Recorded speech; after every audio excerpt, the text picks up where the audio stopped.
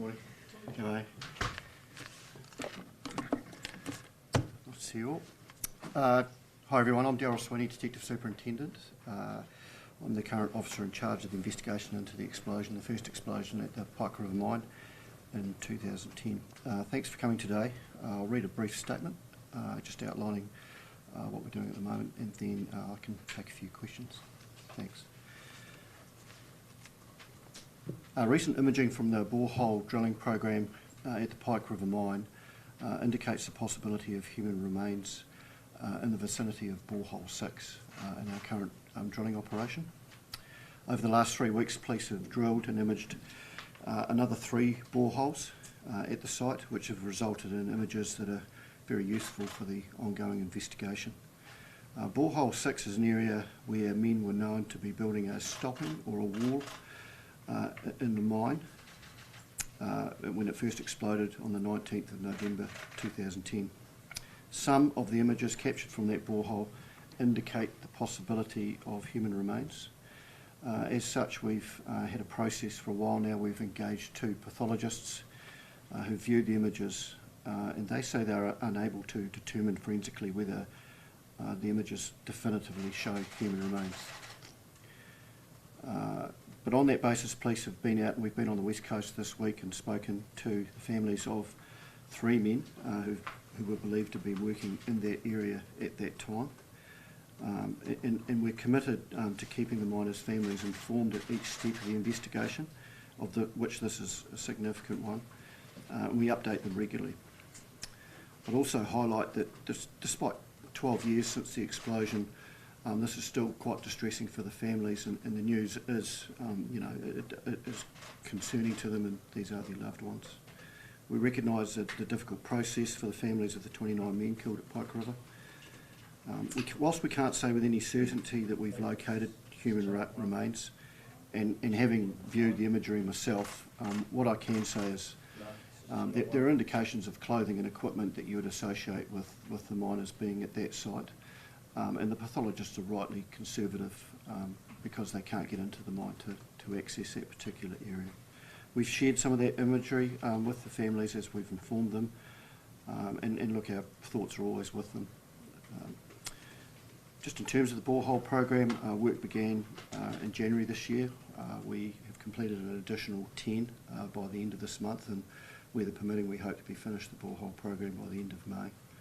At that point, we'll continue with the investigation for the rest of this year.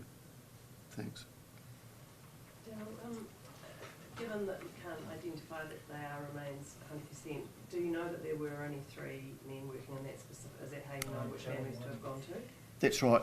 Over time, we've the investigation, and it's a very organised place, the Pike River mine, in terms of where the men were each day and per each shift. So we've got a very good scope and understanding of where the men were working in their particular cohorts. So we're as confident as we can be, and obviously we've said that to the families that it's likely to be their 3 men at that time of day at their site.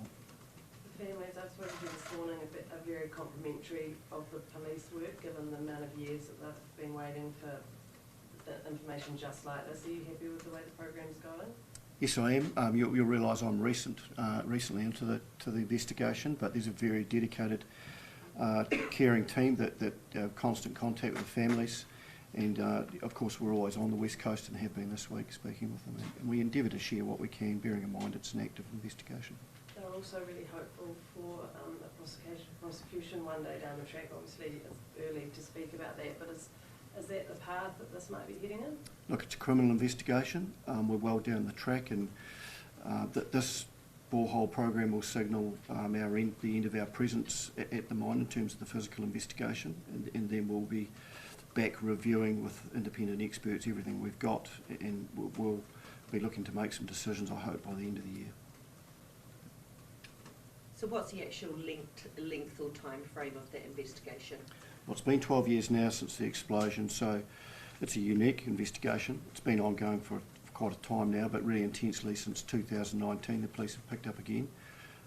We're close. I believe we've got facts and evidence and context of that working mine to be able to make some decisions.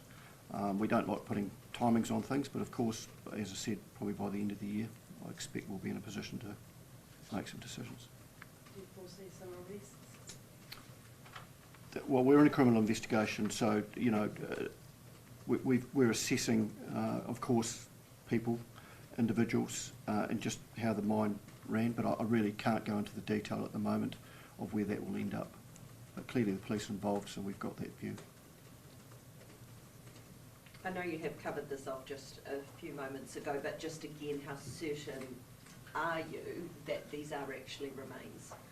Yeah, I think I've said, that the pathologists are conservative about this, and, you're looking at people in the mine that remain there for a dozen years now, and it's a difficult environment, and of course we're using world-leading imagery, there's no doubt about that, but we are left with an environment that's difficult to deal with, right? So my common sense hat, what I put on and I look at those images, I would estimate, there is clothing there and items that I'd associate with a person, but of course we're in the forensic business, so we don't want to press that. And when you're dealing with those families, Yeah. There's obviously a lot of emotion and Sure. a lot involved then. So do you tread quite carefully when you're relaying that information when it can't be 100% certain? Absolutely. So we've got a really frank, open, honest relationship with the families, and I guess the police are in this business generally, unfortunately. So yeah, we do tread lightly, but we also fairly inform them and tell them the truth. So yeah, it's a difficult process, but that's our job to do that. And Darryl, I've talked to one family who've seen the images, Mm.